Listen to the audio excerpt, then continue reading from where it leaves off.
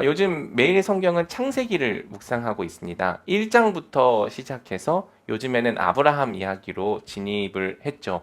작년에 저희 교회가 꽤 오랜 시간에 걸쳐 아브라함 이야기를 살펴보았는데요. 아브라함 이야기를 다시 복습할 수 있어서 좋은 기회인 것 같습니다. 매일 성경을 따라 들었던 지체들은 이 설명을 들었겠지만 성경에는 두 가지 역사가 기록되어 있습니다. 하나는 원역사고 하나는 구속사죠. 원 역사란 창세기 4장부터 11장까지의 기록된 역사로 인류 전체의 보편적인 역사를 말합니다. 그리고 창세기 12장부터 요한계시록 마지막까지는 하나님께서 우리를 구원해 나가시는 구원의 역사, 이것을 세 글자로 줄여서 구속사라고 부르는데요. 구속사를 다루고 있죠. 원역사가 중요한 이유는 이 원역사가 인류의 보편적인 죄성의 방향을 보여주기 때문입니다. 분명 이 창세기가 기록하고 있는 그 원역사로부터 오늘날 우리가 살고 있는 이 시대까지는 시간적 간격이 굉장히 크게 있습니다. 거의 한 4천년, 5천년 정도의 간격이 있습니다. 그럼에도 불구하고 성경이 기록하고 있는 그 원역사 시대의 인간의 본성과 오늘날 인간의 본성은 크게 달라지지 않았습니다. 기술과 문화는 발전했지만 인간의 어떤 도덕적 본성이 진보했는지를 묻는다면 사실 성경은 그때나 지금이나 다른 것이 없다라고 증언하고 있는 것이죠. 그리고 오히려 기술과 문화의 발전으로 인류는 조금 더 능수능란하게 그리고 교활하게 들키지 않고 자신의 죄성을 더 마음껏 발휘할 수 있게 되었을 뿐입니다. 이 원역사에서 인류의 보편적인 죄성이 가장 절정으로 드러난 사건이 있습니다. 그것은 우리가 오늘 함께 읽어본 바벨탑 사건이죠. 바벨탑은 수천 년 전에 일어난 사건이지만 오늘날에도 여전히 이어지고 있는 사건입니다. 즉, 사람들은 오늘날에도 바벨탑을 여전히 건축하고 있고요. 성경은 심지어 예수님이 재림하실 때까지도 이라고 하는 성읍이 존재한다고 말합니다. 요한계시록을 보면 예수님이 재림하실 때 맨 마지막 나중에 심판받는 성읍이 바로 바벨론인 것이죠. 성경은 이 바벨탑 사건을 마지막으로 구속사를 시작합니다. 바벨탑은 인류가 실패했다는 기록을 우리에게 보여주는 거예요. 인류에게 아무리 많은 시간과 아무리 많은 기회가 주어질지라도 그들이 하나님께로 돌아올 가능성이 전혀 없다는 것을, 인간이 자기 스스로를 구원할 수 없다는 것을 가장 확실하게 보여준 사건이 바로 바벨탑입니다. 그렇기 때문에 오직 구원은 하나님의 주도만으로 이루어질 수 있고, 하나님은 이제 이 바벨탑 사건을 마지막으로 그분의 주권적으로 그분의 구원 계획을 실행해 나가기 시작하는 것이죠. 그래서 오늘 설교 제목을 바벨탑에서 아브라함으로라고 정해 보았습니다. 그리고 작년에 우리가 아브라함을 만나다 시리즈를 진행해 왔는데 오늘 시리즈의 제목은 아브라함을 만나다 제로라고 붙여봤습니다. 왜 아브라함으로 넘어가야 했는가? 바벨탑 사건이 오늘 우리에게 주는 메시지가 무엇인가를 함께 살펴보는 것이 오늘 설교의 목적이라고 할 수 있겠습니다. 자, 먼저 오늘 설교의 오늘 본문의 배경을 좀 살펴보겠습니다. 자, 성경은 당시 온 세상에는 언어가 하나였으며 같은 말을 썼다고 이야기를 합니다. 우리가 어렸을 때 이미 주일학교에서 잘 배워서 많이 잘 알고 있는 말씀입니다. 옛날에는 다 언어를 똑같이 썼는데 이 바벨탑 사건으로 사람들이 각각 다른 언어를 쓰게 된 거래. 그러면서 이제 그림을 보면은 헬로우, 봉주르, 곤니찌와 또 뭐가 있습니까? 니하, 뭐 이런 식으로 이제 이렇게 언어가 갈라지게 되었다. 왜 세상의 언어가 갈라지게 되었는지를 보여주는 신화 같은 사건으로 우리에게 잘 알려진 본문입니다. 근데 성경은 이 본문이 기록된 이유는 단순히 언어가 갈라졌다라고 하는 신화를 보여주기 위해서가 아니고요. 이 본문이 우리에게 전달하는 더 깊은 의미가 있습니다. 일단 이 언어가 같다라고 하는 것은 랭귀지가 같다라는 뜻도 물론 있겠지만 조금 더 깊이 들어가면 마음이 맞는다라는 뜻이 있습니다. 그러니까 여러분 우리도 그렇잖아요. 같은 한국말을 쓰더라도 모두와 대화가 잘 되는 건 아니잖아요. 말이 잘 통하는 사람이 있습니다. 나랑 같은 말을 쓰는 사람들이 있습니다. 그 사람들과 우리는 마음이 맞기 때문에 더 원활하게 수월하게 대화를 나눌 수 있죠.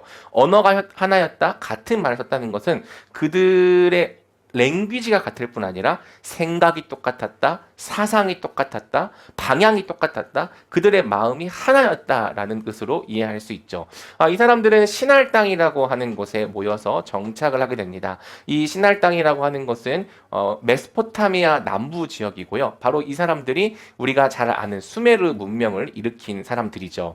자, 그들이 뭘 하려고 했는가? 자, 먼저 성경은 그들의 기술과 또 그들이 사용하는 소재가 굉장히 발전되었다라는 언급을 합니다.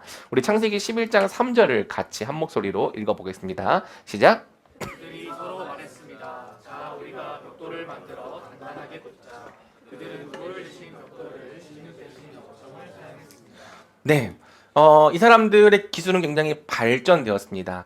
물론 그 메소포타미아 남부 지역은 이 강하류 지역으로 비옥하지만 진흙이 대부분이고 돌이 별로 없대요. 그래서 돌로 건축하기가 어려운 상황입니다. 그러나 인류는 이 딱딱한 재료를 구할 수 없는 환경에서도 기술을 통해서 벽돌이라고 하는 것을 발명해 냈습니다. 특별히 이 벽돌이라고 하는 것은 조금 더 유용한 면이 있죠. 돌은 오히려 건축하기 쉽지 않은 부분이 있다면 벽돌은 딱 정해진 규격에 원하는 만큼 찍어내서 자신들이 원하는 건축물을 세워가는데 굉장히 유용한 재료입니다. 자, 거기에다가 이 사람들은 진흙 대신 역청을 사용했다라고 이야기하는데요. 이 역청은 천연 아스팔트입니다. 그래서 이 진흙을 발랐을 때보다 이 천연 아스팔트인 역청을 바르면 훨씬 더 벽돌이 견고하게 접착이 됩니다. 그러니까 여러분 벽돌도 단단한데 또 규격도 일정한데 이 아스팔트라고 하는 강력한 접착체로 이것을 고정시킬 수 있다면은 굉장히 크고 견고한 건물을 지을 수 있겠죠.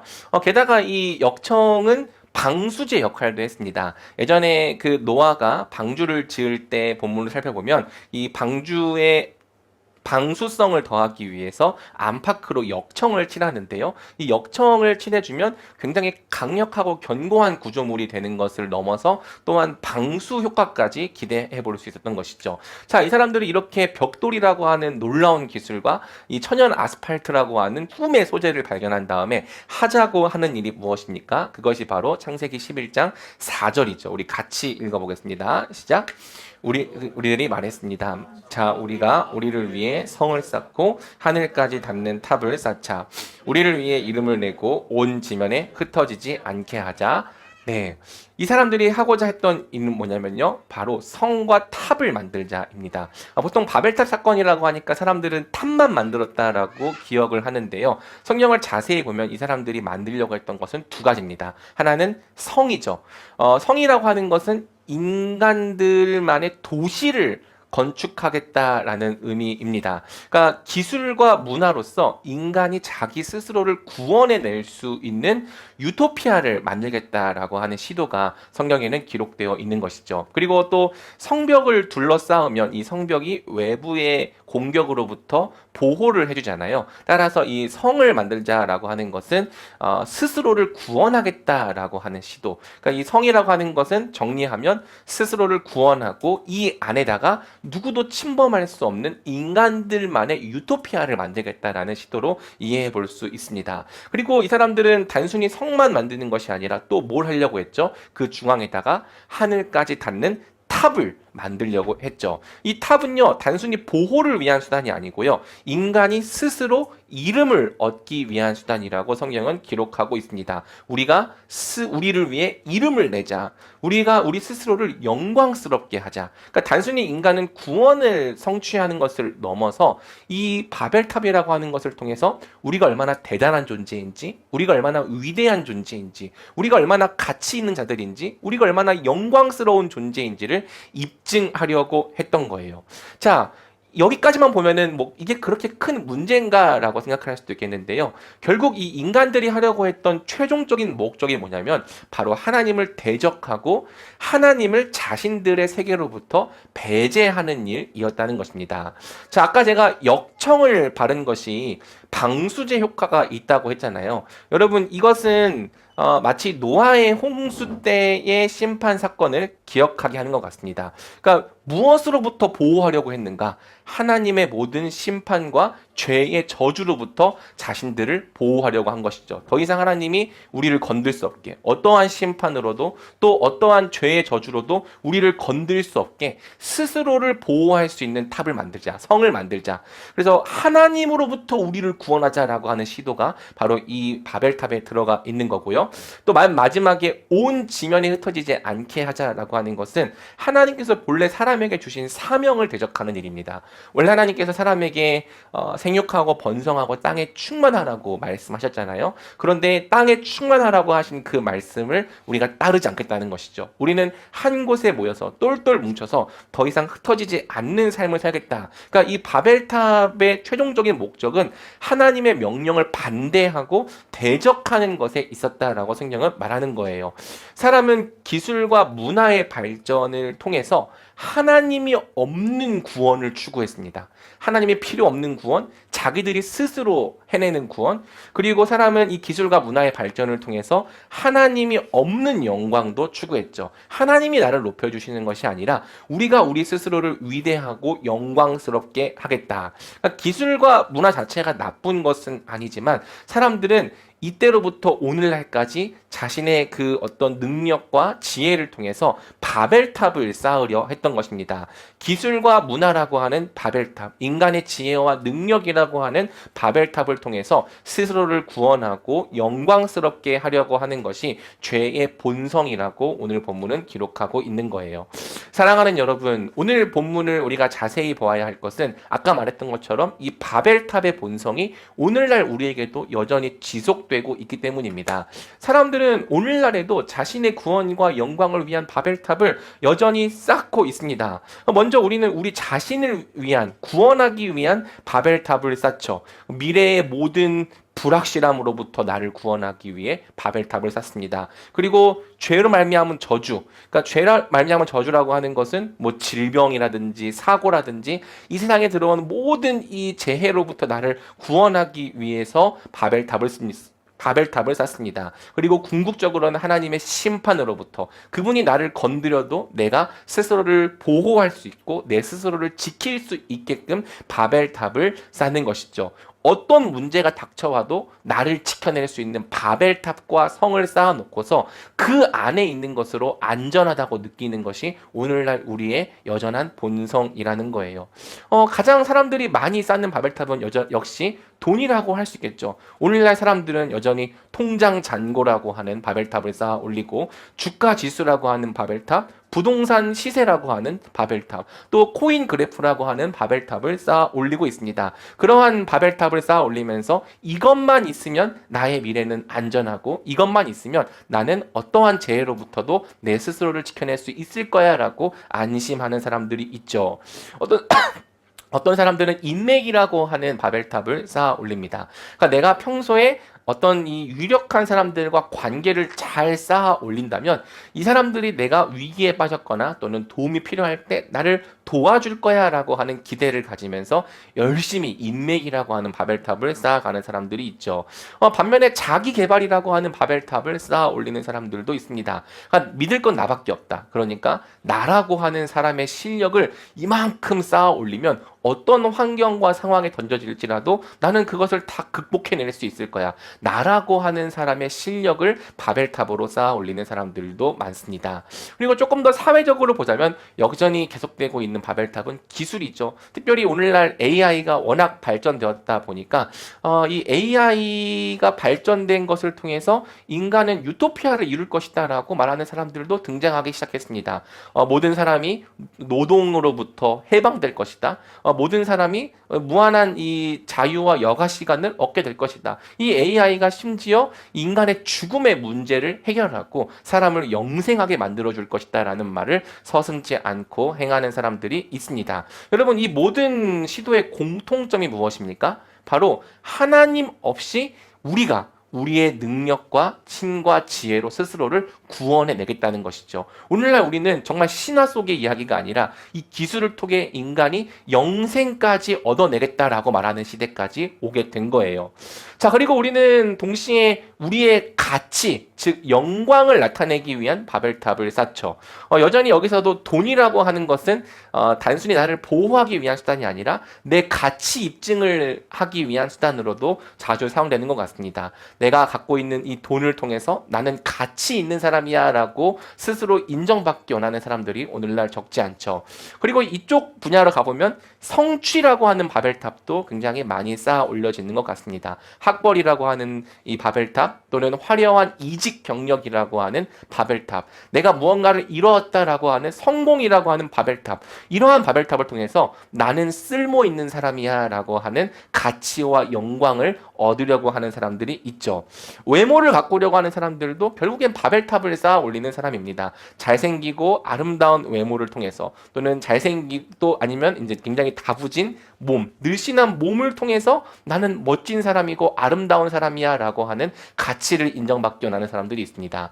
그리고 오늘날에는 이 가상세계에도 바벨탑이 쌓아 올려지고 있는데요. SNS라고 하는 바벨탑이 있죠. SNS의 팔로워 수 또는 좋아요 수를 통해서 나는 인정받는 사람이야 라고 하는 정체성을 찾는 사람들이 있습니다. 결국 공통점이 무엇입니까? 내가 쌓아 올린 무언가를 통해서 나는 특별한 사람이야, 나는 소중한 사람이야, 나는 가치 있는 사람이야, 내 이 정체성을 세우겠다는 시도인 것이죠. 여러분, 이 말씀에 근거해서 여러분의 한번 삶을 비춰보시길 바랍니다. 여러분들은 어디서 구원을 찾고 있습니까? 그리고 여러분은 여러분이 가치 있다라고 하는 정체성을 어디에서부터 찾고 있습니까? 만약 그것이 하나님이 아니라 여러분이 쌓아 올린 무언가라면 여러분도 오늘날 동일하게 바벨탑을 쌓고 있는 사람들인 거죠.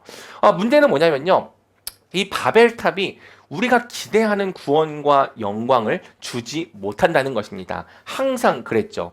여러분, 인간이 하려고 하는 일들의 실체가 무엇입니까? 창세기 11장 5절은 이렇게 이야기를 합니다. 한번 같이 읽어볼까요? 여호와께서 사람들이 쌓는 성과 탑을 보시기 위해 내려오셨습니다. 재미있는 구절이에요. 하나님은 인간이 하는 일을 보시기 위해 땅으로 내려오실 필요가 사실은 없으십니다. 하늘에서도 다 그것을 내려다 보실 수 있죠. 그런데 성경은 굳이 하나님께서 내려오셔야 했다라고 이야기를 합니다. 이것은요, 역설적인 표현이고 아이러니한 표현인데요. 인간이 하려고 했던 일들이 너무 하찮았다는 거예요. 하나님께서 보시기에는 너무 작고 하잘 것 없었다는 것이죠. 사람들은 자기가 하늘에 닿는다라고 이야기를 하고 있지만 그 높이는 하나님이 보시기에 너무나도 낮아서 하나님이 직접 내려오셔서 몸을 구부려서 보시지 않으면 보이지 않을 만큼 그만큼 하잘 것 없는 일이었다는 것입니다. 그래서 성경은 문학적인 표현으로서 그분이 내려오셨다라고 이야기를 하는 거죠. 성을 통해서 내 스스로를 구원하고 심지어 영생을 이루겠다? 탑을 통해서 하나님처럼 영광을 받는 존재가 되겠다? 우리 하나님이 보시기에는 너무나도 하찮고 가소로운 시도였다라고 성경은 이야기를 하는 거죠. 그러면서 하나님은 인간의 교만과 헛된 시도를 다 무너뜨리시겠다라고 말씀하십니다. 여러분들이 같이 읽어주시면 감사하겠습니다. 시작. 그리고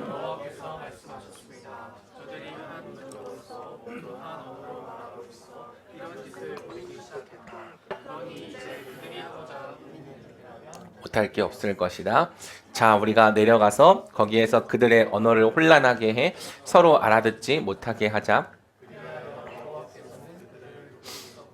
온 땅에 흩어버리셨습니다. 그들은 성 쌓는 것을 그치셨습니다. 네, 하나님은 이 인간의 교만과 헛된 시도를 무너뜨리십니다. 어떻게? 언어를 혼잡하게 하심으로써. 자, 아까 말했던 것처럼 이것이 랭귀지를 나눈다라는 뜻이 당연히 있고요. 그런데 조금 더 깊은 차원에서 보자면 하나님은 악한 일을 위해 사람이 하나가 되지 못하게 하시도록 막으시겠다라고 말씀하시는 거죠. 학자들은 이것이 심판이면서 동시에 자비의 처사라고 이야기를 합니다. 그러니까 인간은요, 이 하나님의 은혜로 말미암아 완전한 악이 되는 일에 한 번도 성공해 본 적이 없습니다. 여러분, 이 역사상 가장 악한 사람 한 명을 꼽으라면은 보통 여러분들 누구를 떠올리겠습니까? 보통 히틀러를 떠올리지만 사람은요, 이 땅에서 완전한 악이 되는 일에 한 번도 성공해 본 적이 없습니다. 하나님은 반드시 악이 되려고 할 때, 사람들이 마음을 모아 높은 바벨탑을 쌓아 올리려고 할 때 그것을 막으시고 무너뜨림으로써 이 땅을 보호하시는 거죠. 자, 그러면서 또 하나님은 9절에 그들을 온 땅에 흩으셨다라고 말씀하시면서 이 성경이 이야기하는 바 하나님의 뜻이 강제적으로라도 이루어지게 하셨다는 거예요. 그래서 심판과 동시에 은혜의 처사를 통해서 세상은 완전히 무질서해지거나 악해지지 않았고, 그럼에도 불구하고 하나님의 뜻이 계속 이어져 가는 곳이 되었다라고 성경은 이야기를 하는 것이죠. 여러분, 우리가 오늘 본문을 통해서 알 수 있는 것이 무엇입니까? 바로 바벨탑은 반드시 무너진다는 것입니다. 바벨탑을 기대하면 반드시 절망에 빠지는 이유가 바로 여기에 있는 것이죠. 여러분, 바벨탑이 정말 우리를 모든 문제와 죄의 저주로부터 구원해 줄까요? 네. 제가 이제 돈에 대한 이야기를 많이 하지만 돈은 사실 필요한 겁니다. 돈은 또 좋게도 쓰일 수 있는 것이죠. 돈은 필요합니다. 그런데 그것이 과연 모든 문제를 해결할 수 있을까? 여러분들이 조금 더 나이를 먹어간다면, 또 세상의 진실을 알게 된다면, 돈으로서 모든 문제를 다 해결할 수 있는 건 아니구나라는 것을 알게 됩니다. 물론 이런 생각을 하시는 분도 계시겠죠. 돈으로 그 문제를 해결할 수 없다면 돈이 더 모자랐을. 근데 여러분, 정말 우리가 정직하게 생각해 본다면 정말 돈으로 모든 문제를 해결할 수 있는가? 그리고 가장 비참한 일이 뭐냐면요, 돈으로서 바벨탑을 세우려고 하는 일들이 계속 무너지더라는 거예요.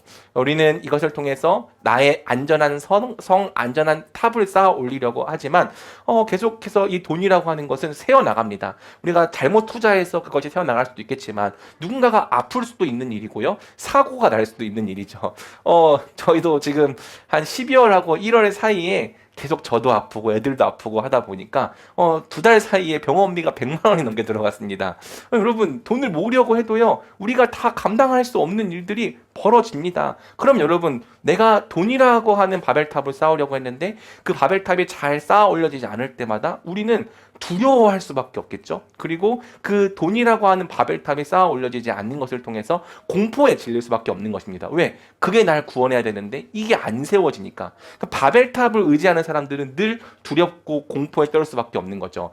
인맥이라고 하는 이 바벨탑도 마찬가지입니다. 인맥은 좋은 것이지만 그것이 정말 우리를 구원해 주는가? 여러분, 사람과의 관계가 나를 구원해 준다고 믿을수록 우리는 다른 사람과의 관계에서 자유를 잃어버리게 됩니다. 나는 그 사람에게 환심을 사야 되기 때문에 반드시 사람에게 홍보와 마케팅을 해야 하는 것이죠. 물론 그런 관계가 사회에서는 필요하지만 여러분, 만약 내가 그 사람을 통해서 구원을 받을 것이라고 생각했는데 정말 필요한 때에 그 사람이 나를 위해 일해주지 않는다면 우리는 배신을 당하게 됩니다. 배신감의 치를 떨게 되는 일이 벌어지더라는 것이죠. 그리고 자기계발이라고 하는 바벨탑도 마찬가지예요. 여러분, 우리는 한계가 명확한 존재입니다. 만약 내가 내 자신을 위해 쌓아올린 실력이 나를 구원한다고 한다면 우리는 도대체 어느 정도의 실력까지 올라가야 이제 나는 내 스스로를 구원할 수 있겠다라고 안심할 수 있을까요? 우리는 그 선이라고 하는 것이 어딘지를 도무지 찾아내지 못합니다. 실력이 나를 구원한다고 믿을수록 우리는 여전히 모자라 보이는 내 자신의 실력 때문에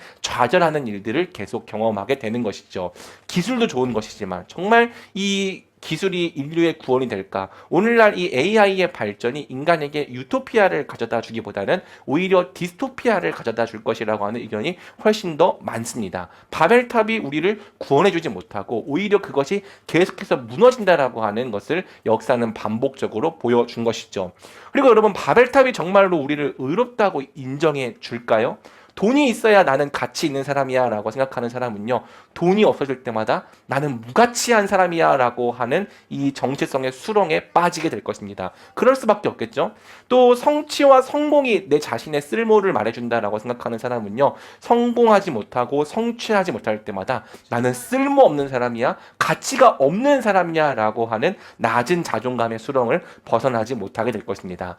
외모가 나의 어떠한 가치를 말해준다고 생각하는 사람은요, 매일 조금씩 늙어가는 내 자신의 얼굴을 보면서 좌절할 수밖에 없겠고요. 또 오늘날 그렇게 아름다워 보이는 여인들 가운데서도 이 스트레스, 다이어트에 대한 스트레스 때문에 막 거식증에 걸려서 괴통스러워하고 괴로워하는 사람들이 적지 않죠. 그리고 SNS도 마찬가지입니다. 오늘날 이 SNS를 금지시키는 나라들이 많아지고 있는데 특히 청소년들에게 이 좋아요 수와 팔로워 수에 의해서 하루에도 오르락내리락하는 그런 정체성이 만들어진다면 그것이 정말 우리를 구원하는 일이 될 것인가? 그리고 궁극적으로 바벨탑이 정말 우리를 하나님의 심판에서 구원해 주느냐라고 묻는다면 그렇지 못하다는 게 현실이죠. 진노의 날에 바벨탑은 우리의 피난처가 되어주지 못할 것입니다. 심판의 날에 바벨탑은 우리의 의로움이 되어주지 못할 것입니다. 여러분, 문제의 원인이 무엇입니까? 우리가 너무 하찮은 것에 우리의 구원과 정체성을 세우려고 했습니다. 그것이 우리 인간이 보기에는 굉장히 높아 보이고 하늘까지 닿을 것처럼 보이지만 아까 얘기했던 것처럼 하나님이 보시기에는 그분이 몸을 굽부려서 낮춰서 봐야 할 만큼 하찮고 하잘 것 없는 것입니다. 거기에서부터 우리가 구원을 기대하고 거기서부터 우리의 정체성을 세우려고 할 때 우리는 늘 불안할 수밖에 없는 거죠. 늘 우리의 정체성과 가치가 흔들릴 수밖에 없다는 거예요. 성경이 말하는 진리가 무엇입니까? 바벨탑에는 구원과 영광이 없다는 것입니다. 바벨탑으로 구원과 영광을 추구했다가 늘 실망하고 절망하는 이유는 간단합니다. 그곳에는 저와 여러분이 찾는 구원과 영광이 없습니다. 우리는 그것을 통해 스스로를 구원해낼 수 없고요. 그것을 통해 우리 스스로의 영광을 되찾을 수 없습니다. 그러나 만약 여러분들이 바벨탑을 추구하다가 절망하고 좌절했다면 오히려 기회를 얻었죠. 어떤 기회? 꿈에서 깨어나 이제는 하나님이 주시는 새로운 답을 얻을 기회 말입니다. 그럼 이러한 바벨탑 앞에서 하나님이 주시는 답이 무엇인가? 여러분, 오늘 설교 제목과 같습니다. 바벨탑이 아니라 뭐다? 아브라함이다. 이제 이 바벨탑 사건이 지나서 하나님께서 아브라함을 찾아가시죠. 그분이 말씀하시는 것이 무엇입니까? 창세기 12장 3절을 같이 읽어보겠습니다. 시작.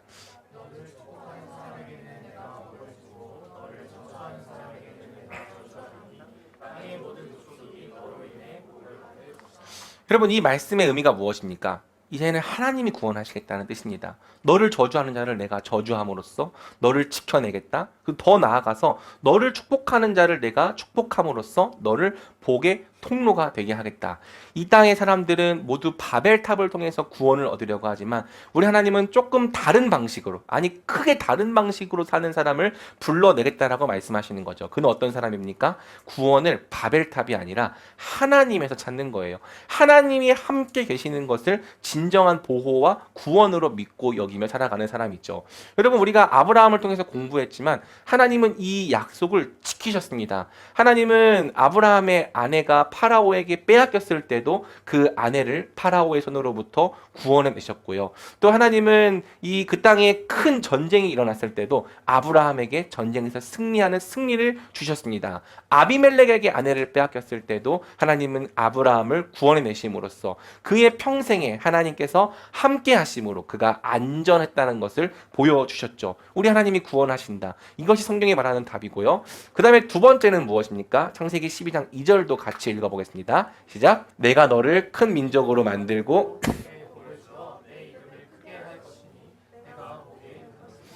네, 아까 바벨탑을 쌓는 사람들은 이 탑을 쌓는 것으로 우리가 우리의 이름을 크게 하자라고 이야기했습니다. 그런데 하나님은 아브라함에게 다른 길을 주시는 거예요.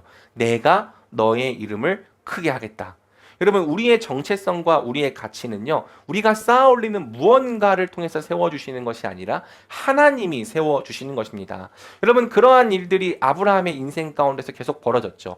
하나님은 아브라함을 믿음으로 의롭다 하셨습니다. 여러분, 성경에서 누가 하나님께 의롭다라고 하는 인정을 받았습니까? 성경은 아브라함이 믿음으로 하나님께 의롭다 인정함을 받는 백성이 되었다고 말합니다. 그리고 하나님은 아브람을 아브라함으로 변화시키셨죠. 그의 정체성을 위대하게 높이셨고요. 뿐만 아니라 그의 거룩하고 경건한 삶을 통해서 이방 민족으로부터도 큰 존경을 받게 하셨습니다. 우리는 이 아브라함이 오늘날로부터 4,000년 전의 사람이지만 지금 이 아브라함의 이름이 여전히 높아져 있는 것, 굉장히 높아져 있고 위대해져 있는 것을 보고 있습니다. 우리 하나님은 이 약속을 지키신 거예요. 아브라함은 평생 한 번도 자기 힘으로 바벨탑을 쌓으려고 했던 적이 없지만 하나님의 약속으로 말미암아 구원과 이름, 영광을 모두 얻게 되었습니다. 심지어 그로 말미암은 구원과 영광이 오늘 우리에게까지 미칠 정도이죠. 성경이 말하는 것이 무엇입니까? 우리에게 필요한 구원과 영광은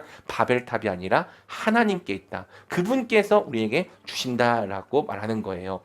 여러분, 하나님은 우리를 아브라함처럼 바벨탑이 아니라 하나님을 믿는 삶으로 불러주셨습니다. 사랑하는 여러분, 하나님만이 우리를 구원하십니다. 하나님은 우리를 눈에 보이는 모든 상황과 문제로부터 구원해 내시는 분입니다. 그리고 그리스도 안에서 그분만이 죄의 저주를 끊어내시고 또 우리에게 임하는 고난조차 선이 되도록 섭리해 내시죠. 궁극적으로 우리 하나님은 우리를 그분의 모든 진노와 사망의 문제로부터 구원해 내시는 분입니다. 그래서 제가 정말 좋아하는 말씀이 있는데요. 누구든지 하나님을 믿는 자는 부끄러움을 당하지 않습니다. 왜? 그분이 우리를 구원해 내시기 때문에, 그분이 우리를 끝까지 책임지시기 때문에. 그리고 사랑하는 여러분, 하나님만이 우리의 정체성을 굳게 세우시죠. 여러분, 우리의 가치는 바벨탑이 아니라 십자가 안에서 보여진 하나님의 사랑으로 세워지는 것입니다. 그 사랑이 우리의 진정한 가치가 되는 거죠. 그리고 우리의 의로움은 우리가 행했던 어떤 행위나 자격이 아니라 그리스도의 의로 말미암습니다. 우리의 자격과 신분은 하나님의 자녀가 되었다는 것, 이제 우리가 하나님의 나라를 상속받는 자가 되었다는 것에서 발견되는 것이고요. 우리는 바벨탑이 아니라 그리스도를 닮은 거룩한 삶을 통해서 이 땅 가운데 하나님의 영광을 나타내는 자들이 되었죠. 그리고 하나님은 우리를 향한 그분의 가장 완전한 계획을 이루어 가심으로 우리의 이름을 크게 하시고 우리를 가장 존귀한 삶을 살게 하시는 분이십니다. 그분만이 우리의 가치를 찾으시고 그분만이 우리의 정체성을 세우시고 그분만이 우리에게 가장 존귀한 삶을 주신다고 성경은 말하는 것이죠. 여러분은 무엇에서부터 여러분의 구원과 영광을 찾으시겠습니까? 여러분은 바벨탑에서 구원과 영광을 찾겠습니까? 아니면 하나님으로부터, 아브라함처럼 하나님에게서부터 여러분의 구원과 영광을 찾는 자들이 되겠습니까? 하나님의 백성들은요, 하나님을 의존하도록 부르심 받은 백성들입니다. 하나님에게서 구원과 영광을 찾도록 부르심 받은 백성입니다. 하나님으로부터 구원과 영광을 찾을 때 우리는 비로소 바벨탑으로부터 자유를 얻고 하나님께서 주시는 은혜와 복을 풍성히 누리는 자들이 될 것입니다. 말씀을 맺겠습니다. 아우구스티누스는 세상에 두 도시가 있다고 말했습니다. 이 두 도시는 지리적으로 구분할 수 없습니다. 이 도시는요, 우리가 살고 있는 이 땅에 같이 겹쳐져 있습니다. 그럼에도 불구하고 이 두 도시를 구별할 수 있는 방법이 있다고 이야기를 했는데요. 바로 두 가지 사랑을 통해서 구별할 수 있다고 말했죠. 여러분, 이 땅의 도시, 지상 도시는 자기 자신을 사랑하는 사람들의 도시입니다. 그들은 바벨탑을 쌓고 바벨탑으로 스스로를 구원해 나가려고 하는 도시의 사람들이죠. 반면에 이 땅의 하늘 도시의 사람들도 있습니다. 그들의 본향은 저 하늘에 있고요. 그들에게 가장 큰 사랑은 하나님께 있습니다. 그들은 하나님을 믿고 하나님을 의존하고 하나님이 주시는 구원과 영광을 누리며 살아가려고 하는 사람들이죠. 똑같이 이 땅에 살고 있어도요. 이 땅에는 바벨론이라고 하는 지상 도시에 사는 사람들이 있고 저 천국이라고 하는 하늘 도시에 사는 사람들이 있는 것입니다. 여러분은 어느 도시의 사람입니까? 그것을 묻기 위해서는 여러분들이 뭘 하고 있는지, 구원과 영광을 바벨탑에서 찾고 있는지 하나님에게서 찾고 있는지를 점검해 보시면 되는 거죠. 하나님은 오늘날에도 바벨론에서 아브라함을 불러내십니다. 여러분 알고 계시죠? 아브라함이 원래 바벨론에서 살았던 사람들이라는 거. 바벨론에서 본토 친척과 아비집을 떠나 하나님의 나라로 불러내십니다. 하나님께서 떠나라고 하셨던 본토 친척과 아비집이 바로 바벨론이죠. 내가 내 스스로를 구원하고 내가 내 스스로 이름을 높이려고 하는 삶, 거기서 불러내셔서 이제는 하나님이 구원을 주시고 하나님의 이름을 높이시는 인생으로 하나님은 우리를 세워 주신다는 거예요. 우리 모두 아브라함과 같이 하늘 도시에 사는 사람들로 부르심 받은 것을 믿습니다. 우리 사랑하는 우리 말씀에 숨기는 교회 모든 지체들이 바벨탑을 떠나서 하나님이 구원하고 하나님께서 영광을 주시는 바로 그 나라의 백성들로 살아가기를 주님의 이름으로 축복합니다. 아멘.